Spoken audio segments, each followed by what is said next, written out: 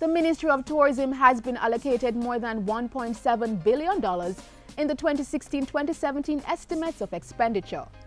Most of that is going towards recurrent expenditure or housekeeping expenses, while $17 million is part of the ministry's capital budget for development projects. The ministry's budget will be supplemented by $3.49 billion in grants from the Tourism Enhancement Fund, income from the industry training programs, and inspection fees.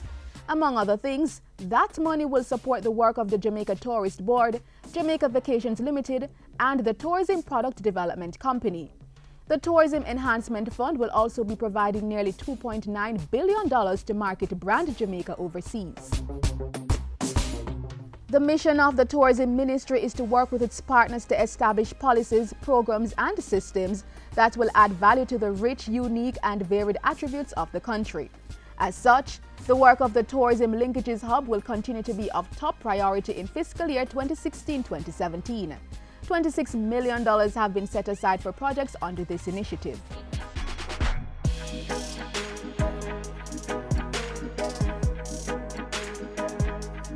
We have to protect them. We have to create this catchment to allow for all the people who are working within the industry directly or indirectly can have some social security protection. In fulfilling that mandate, the ministry is to spend $2.5 million for the Pension Planning Education Program. This will create a sustainable pension program for workers within the sector. In the 2016-2017 legislative year, the development of heritage sites will also be of top priority. $48 million will be provided to offset the operating costs of the Devon House Heritage Site, Milk River Hotel, Spa and Bath in St. Thomas. The Tourism Ministry's entire capital budget of $17 million will be going towards one project this year. It's called Enhancing the Resilience of the Agricultural Sector and Coastal Areas and is being financed by the Adaptation Fund. The implementing entity is the National Environment and Planning Agency, and the main objective is to protect livelihoods and food security in vulnerable communities.